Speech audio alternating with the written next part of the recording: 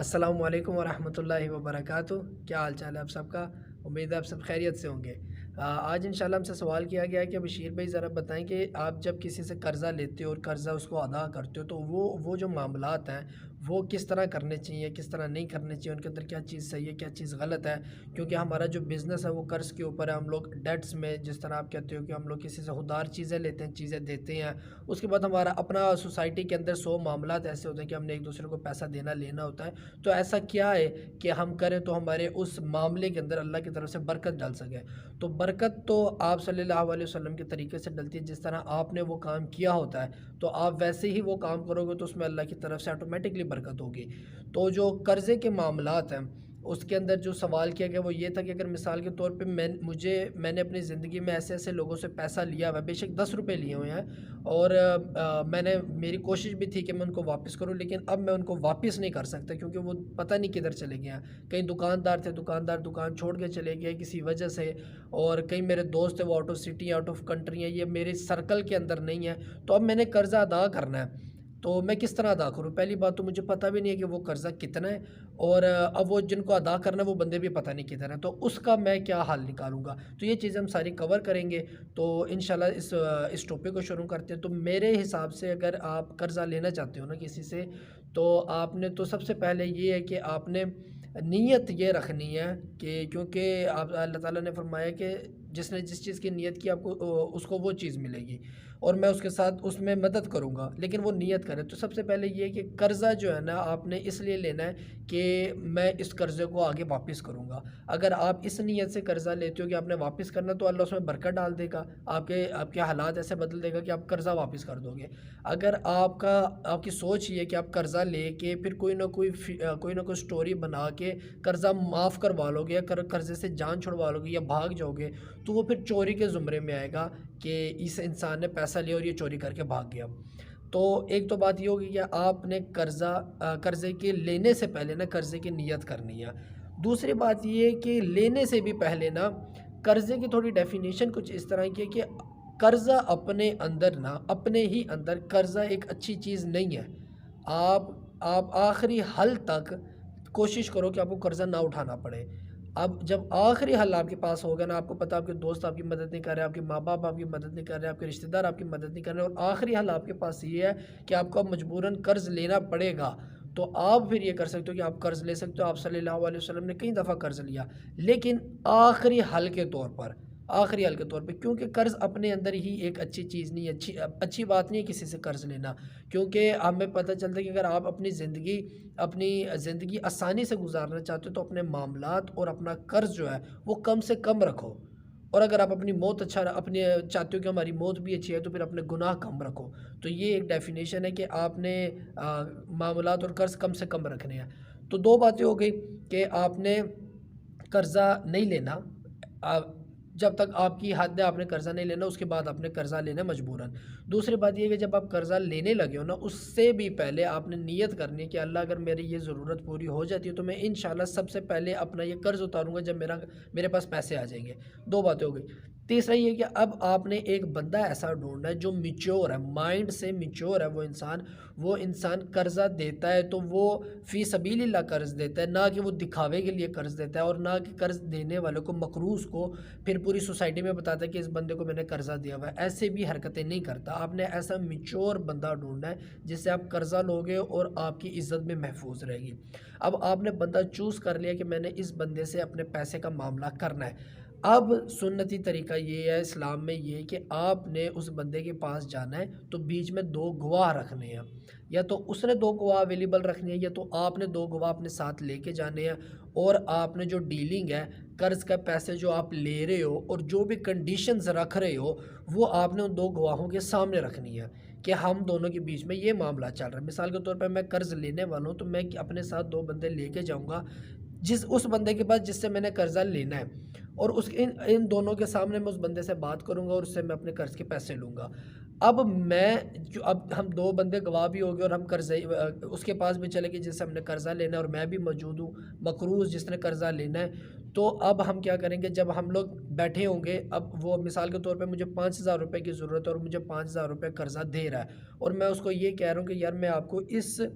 مہینے کی 5 تاریخ کو قرضہ واپس کر دوں گا۔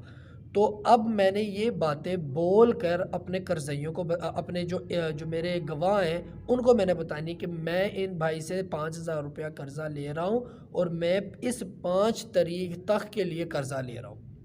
اور بہتر یہ ہے کہ وہ جو 2 بندے گواہ ہیں وہ اس چیز کو لکھ لیں، اور کنڈیشن یہ ہے کہ میں خود اپنے منہ سے بول کر ان کو بتاؤں گا، اپنے جو میرے گواہ ہیں، کہ میں قرضہ لے رہا ہوں 5,000 روپیہ اس 5 تاریخ کو۔ جو قرضہ دے رہا ہے وہ نہیں بولے گا، میں اپنے منہ سے بولوں گا۔ یہ ایک چیز سولڈ کرنی ہوتی ہے کہ اگر کل کو میں مکر جاتا ہوں تو وہ گواہ بولتے ہیں کہ بشیر بھائی اب مکر نہیں سکتے، کیونکہ یہ ہم نے جو چیز لکھی ہے یہ آپ نے اپنے منہ سے ہمیں لکھوائی ہے۔ اور اس میں آپ جانیں کہ یہ میں نے اپنا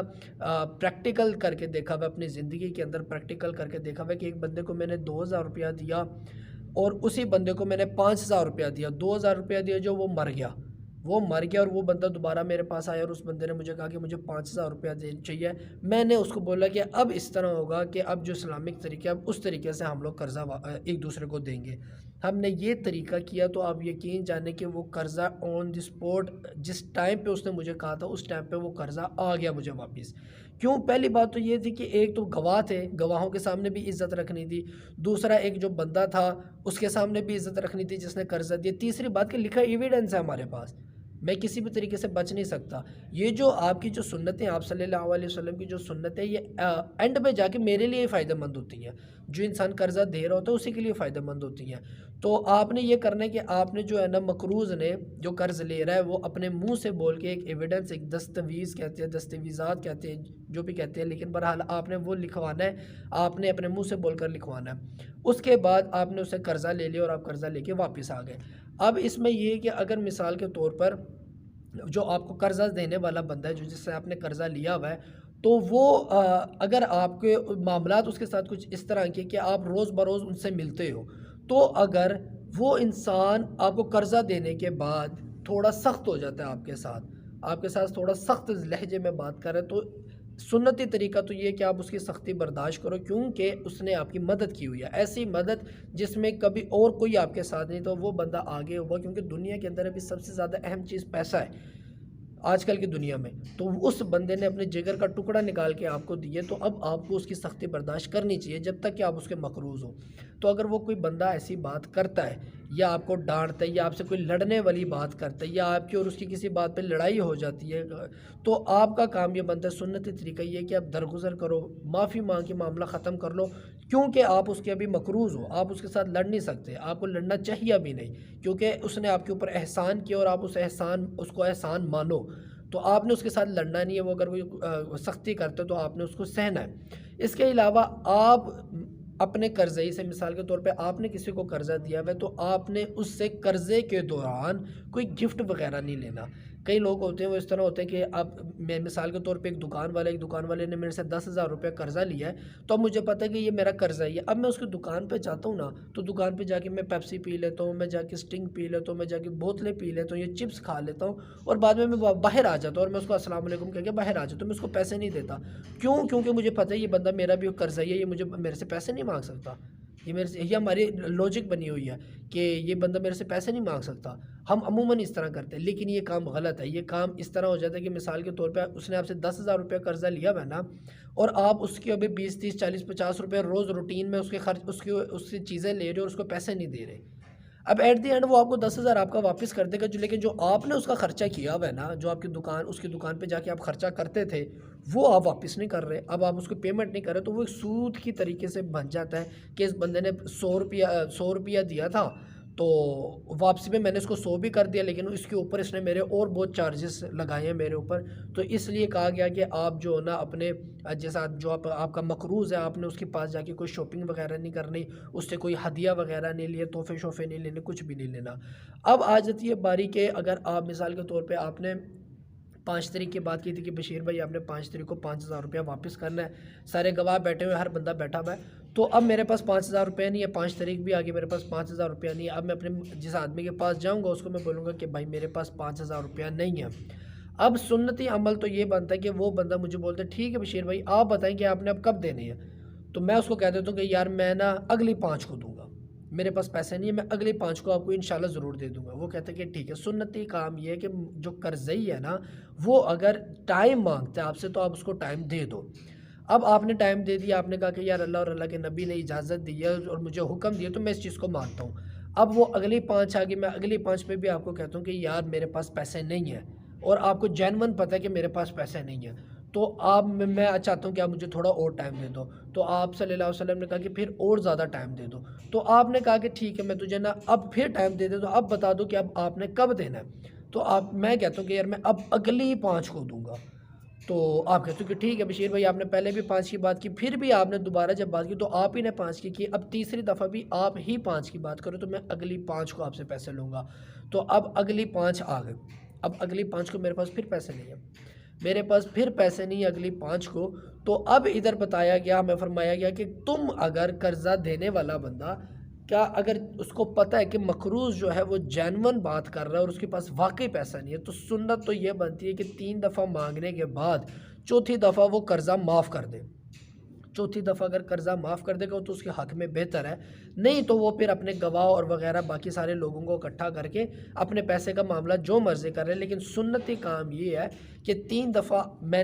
آپ نے پیسے مانگے، میں نے بولا میرے پاس پیسے نہیں ہیں اور جینون میرے پاس پیسے نہیں ہیں، آپ کو میرا پتہ ہے، میرے معاملات پتہ ہے، میرے اخلاق کا پتہ ہے کہ میں چور وغیرہ انسان نہیں ہوں، تو آپ نے اب کہا کہ آپ بشیر بھائی دے دو، آپ، میں نے کہا نہیں ہے، تو اب آپ نے کہنا کہ ٹھیک ہے یار پھر میں آپ کو معاف کر سکتا ہوں اور میں کچھ نہیں کر سکتا، میں پیسے کے پیچھے بار بار آپ کو تنگ نہیں کرنا چاہتا۔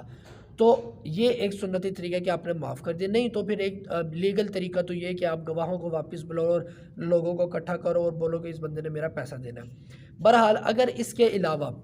علاوہ مثال کے طور پہ میں نے آپ کو کہا تھا کہ میں نے آپ کو 5 تاریخ کو پیسے دینے ہیں، تو میرے اوپر یہ حق ہے کہ آپ نے جب مجھے پیسے دیے اور 5 تاریخ سے پہلے ہی میرے پاس آپ کا 5,000 روپیہ جمع ہو گیا ہے، تو میرے اوپر یہ فرض ہے، یہ حق بنتا ہے میرا کہ میں وہ 5,000 5 تاریخ سے پہلے ہی آپ کو دے دوں۔ یہ ضروری بات نہیں ہے کہ 5 ہی تاریخ کو آپ کو دینا ہے، یا اگر کسی بندے نے 5 تاریخ تک کا ٹائم دیا ہوا ہے تو آپ کہتے ہو کہ یار میں 5 تاریخ کو ہی اس کو پیسے دوں گا، بے شک اس سے پہلے میرے پاس پیسے ہیں لیکن میں دوں گا نہیں، میں 5 تاریخ کو اس کو دوں گا، میرے پاس ٹائم ہے 5 تاریخ تک کا۔ یہ بات غلط ہے۔ سنتی طریقہ یہ ہے کہ جب آپ نے اس سے قرضہ لے لیا ہے اور جیسے ہی آپ کے پاس اس کے پیسے دوبارہ اکٹھے ہو گئے ہیں، مثال کے طور پہ آج قرضہ لیے، پرسوں آپ کے پاس پھر پیسے اکٹھے ہو گئے جو واپس آپ کر سکتے ہو، تو آپ کے اوپر یہ حق بنتا ہے کہ آپ اس کو فوراً وہ پیسے واپس کرو کہ بھائی میں نے 5 تاریخ کی بات کی تھی لیکن میرے سے پہلے ہی پاس پیسے لے لیں۔ یہ دیکھیں، یہ ایسی سنت ہے جس سے آپ کی عزت بڑھتی ہے۔ آپ ہر سنت کو دیکھیں تو اس ہر سنت سے آپ کی عزت بڑھتی ہے۔ یہ ایسا کام ہے جس سے جو پسندیدہ ہے کہ اگر آپ کسی بندے کو بولو گے یار میں نے آپ سے 5 تاریخ کی بات کی تھی، یہ 3 تاریخ کو میرے سے پیسے لے لو، تو بولے گا یار بشیر بھائی کتنا اچھا آدمی ہے، پھر مجھے کل کو جب ضرورت پڑے گی تو بولے گا بشیر بھائی میں حاضر ہوں، آپ میرے سے پیسہ مانگو، مجھے پتہ ہے کہ آپ کتنے ہو، مجھے پتہ ہے کہ آپ کس طرح کے اخلاق کے مالک ہو، آپ کے پاس جب پیسے ہوں گے آپ مجھے دے دو گے۔ تو اس لیے جب قرضے کے پیسے ہو جاتے تو آپ نے وہ قرضے کے پیسے ادا کر دینے ہیں، کیونکہ یہ قرضے ایک ایسی چیز ہے کہ قیامت کے دن جو نیک ترین بندہ بھی ہوگا نا، نیک ترین بندہ، وہ بھی جنت کے اندر قرضہ اتارے بغیر نہیں جا سکتا، کیونکہ قرضہ ایک ایسی چیز ہے جو آپ نے قیامت کے دن جب آپ کے نام پہ 10 20 30 روپے نکلیں گے تو آپ نے وہ 10 20 30 روپے لوگوں کو اپنی نیکیاں دے کے جانی ہیں کہ 30 نیکیاں، یہ 10 نیکیاں تو لے لے، 10 تو نیکی لے لی، 10 نیکیاں تو لے لے، میری 30 روپے کا قرضہ پورا ہو گیا، اب میں جنت میں جاؤں گا، اور پتہ چلے کہ ہماری نیکیاں سے قرضے میں دے دے کے ہماری نیکیاں ختم ہو جائیں۔ اس لیے حضرت علی رضی اللہ تعالیٰ عنہ نے بھی میت کا جو قرضہ ہے وہ بھی اتارنے میں بہت ایفرٹ کی ہوئی ہے اور بہت زور زبردستی کی ہوئی ہے۔ حضرت آپ صلی اللہ علیہ وسلم نے بھی ہمیں پیغام دیا ہوا ہے کہ جو مر جائے اس کا بھی قرضہ ادا کرو، جو دنیا میں ہے اس کا بھی قرضہ ادا کرو، کہ مثال کے طور پہ ایک بندہ نہیں ہے اس قابل کہ وہ قرضہ ادا کر سکے تو آپ اس کا قرضہ ادا کرو، یہ نیکی ہے۔ اس سے پہلے کہ آپ کے اوپر قرضہ چڑھا ہوا ہے، آپ حج نہیں کرنے جا سکتے، اللہ کی عبادت ہے، آپ حج نہیں کر سکتے، آپ عمرہ نہیں کر سکتے، آپ اپنے اوپر ایک اسلامک جو پیمنٹس ہیں، جو اسلامک اخراجات ایکسپینس ہے وہ بھی اپنے اوپر نہیں کر سکتے جب تک کہ آپ کے اوپر قرضہ ہے۔ تو آپ نے اپنا پہلے قرضہ اتارنا، پھر سارے نیک کام، صدقہ، زکوٰۃ وغیرہ یہ چیزیں جو ہیں یہ پھر آپ نے کرنی ہے، کیونکہ انسان جب دل سے مطمئن ہوتا ہے نا پھر عبادت کر سکتا ہے۔ جب آپ کے اوپر قرضہ چڑھا ہوا ہے تو آپ کس طرح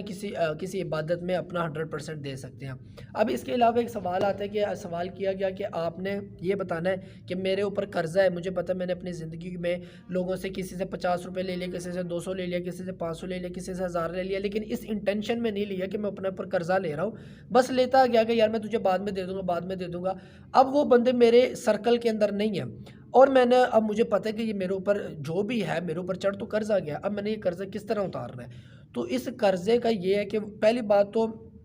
وہ بندے اگر آپ کو مل جاتے ہیں تو ویل اینڈ گڈ ہے، آپ ان کو قرضہ ان کا ادا کر دو۔ اگر آپ کو ملتے نہیں ہیں نا تو پھر یہ ہے کہ آپ کوئی سورس ڈھونڈو جس سے آپ اس کو ڈھونڈ سکتے ہو۔ آپ نے اپنا پہلے 100% شور کرنا کہ یہ بندہ میرے حساب کتاب میں نہیں ہے، یہ بندہ کسی بھی طریقے سے مجھے نہیں پتا کہ میں نے وہ بندہ کدھر ہے۔ تو میں نے پھر کیا کرنا ہے کہ میں نے یہ کرنا ہے کہ میں نے ایک تو ایسٹیمیٹ لگانا ہے کہ میں نے اس بندے کے کتنے پیسے دیے ہیں۔ ایسٹیمیٹ لگتا یا نہیں لگتا، لیکن میں نے ایسٹیمیٹ لگا دینا کہ یار مثال کے طور پہ میں نے کل اپنے اوپر 10,000 روپیہ قرضہ ہے جو میں نے لوگوں کے مختلف لوگوں کے دینے ہیں، 2,000 4,000 کر کے میرے اوپر 10,000 روپیہ قرضہ ہے۔ نہ مجھے یہ پتہ ہے کہ ایکچوئل اماؤنٹ میں نے کتنے دینے، نہ مجھے پتہ ہے کہ ایکچوئل بندے کون ہیں۔ تو پھر میرے اوپر یہ ہے کہ اس میں یہ طریقہ ہوتا ہے کہ آپ نے نا یہ کرنا ہے کہ آپ نے پھر ان لوگوں کی نیت سے آپ نے اللہ تعالیٰ سے یہ نیت کرنی ہے کہ یا اللہ میں نا اپنے وہ جو لوگ تھے نا جن کے میں نے قرضے دینے تھے اب وہ میرے ہاتھ میں نہیں ہے، میرے سرکل میں نہیں ہے، تو میں ان کے پیسے جو ہیں وہ میں لوگوں کو ادا کر رہا ہوں، میں لوگوں کے اوپر اسلامک طور پہ خرچ کر رہا ہوں، میں لوگوں کو صدقے دے رہا ہوں، میں لوگوں کو زکوٰۃ دے رہا ہوں، میں لوگوں کے کام کر رہا ہوں، میں لوگوں کے جرمانے ادا کر رہا ہوں، میں لوگوں کے گھر کے کچن چلا رہا ہوں۔ وہ جو 10,000 ہے پھر آپ نے ایسی جگہ پہ ادا کرنے ہیں کہ آپ کا قرضہ بھی اتر جائے اور لوگوں کی خدمت بھی ہو جائے۔ آپ نے الٹیمیٹلی لوگوں کی خدمت پہ پھر وہ پیسہ لگا دینا ہے جو بھی 10,000 20,000 روپے ایسٹیمیٹڈ بنے گا۔ لیکن ایک ٹائم آتا ہے کہ وہ بندے آپ کے سامنے آ جاتے ہیں تو پھر آپ نے ان سے یہ کہنا ہے کہ یار مجھے پتہ چل گیا تھا کہ میں نے تمہارا قرضہ دینا ہے، لیکن اس ٹائم تم میرے سرکل میں نہیں تھے، میری ریچ میں نہیں تھے، تو اب میں نے وہ تمہارا پیسہ فلانی جگہ پہ لگا دیا۔ اب مجھے بتاؤ کہ میں تمہیں وہ تمہارا پیسہ واپس کروں یا نہ کروں؟ اگر وہ بندہ کہتا ہے کہ یار آپ مجھے پیسہ واپس کرو تو پھر آپ کو اس کو دوبارہ واپس کرنا پڑے گا، لیکن اگر وہ بندہ کہتا ہے کہ نہیں ٹھیک ہے آپ نے لگا دیے، جو لگا دیے ٹھیک کیا، تو پھر جو ہے وہ آپ کا قرضہ اتر جائے گا۔ اب میرے پاس پیسہ ہے اور میں نے پیسہ اس کو ادا کس طرح کرنا ہے؟ میرے پاس پیسہ ہے تو الٹیمیٹلی میں نے یہ کرنا ہے کہ میں نے 5,000 روپے اگر قرضہ لیا نا تو میں اس کو 6,000 روپیہ واپس کروں گا، میں خود کروں گا اور اپنے دل کی خوشی سے کروں گا کہ یار اس بندے نے میری ایک برے وقت میں میرا ساتھ دیا تھا اور میں اب اس کو 5 کی جگہ 6,000 دے رہا ہوں کیونکہ اس نے میرا ساتھ دیا، تو میں اس کو بتاؤں گا کہ یار یہ آپ نے مانگا نہیں، اگر آپ مانگتے تو وہ سود کے زمرے میں آ جاتا ہے، لیکن میں خود دل سے دے رہا ہوں کیونکہ میں ایک اچھا بزنس مین ہوں، ایک میں اچھی فیملی سے ہوں، مجھے پیسے کی ضرورت نہیں تھی، لیکن کیونکہ زندگی میں پڑ جاتی ہے تو مجھے پڑ گئی تھی اور آپ نے میری مدد کی، تو یہ 5,000 آپ کا اور یہ 1,000 روپیہ آپ کی مدد کا کہ جو آپ نے میرے ساتھ کی، اور میں نے یہ پیسہ ادا کرتے ہوئے اس کی تعریف کرنی ہے، اس کا احسان اس کو بتانا کہ یار وہ بہت اچھا آدمی ہے، اس نے میرے اوپر ایک احسان کیا اور میں نے اس کو اس کا پیسہ واپس کر دیا۔ تو یہ آپ صلی اللہ علیہ وسلم کی ایک قرضہ لینے اور دینے کی سنتیں تھی، اس طرح آپ قرضہ لیا کرتے تھے، اس طرح آپ قرضہ دیا کرتے تھے۔ اس کے علاوہ ایڈیشن کوئی بات ہوگی تو وہ انشاءاللہ تعالی ہم آپ کو کمنٹس میں بتا دیں گے۔ اگلی ویڈیو تک کے لیے اپنے بھائی کو اجازت دیں۔ جزاکم اللہ خیر۔ السلام علیکم ورحمۃ اللہ وبرکاتہ۔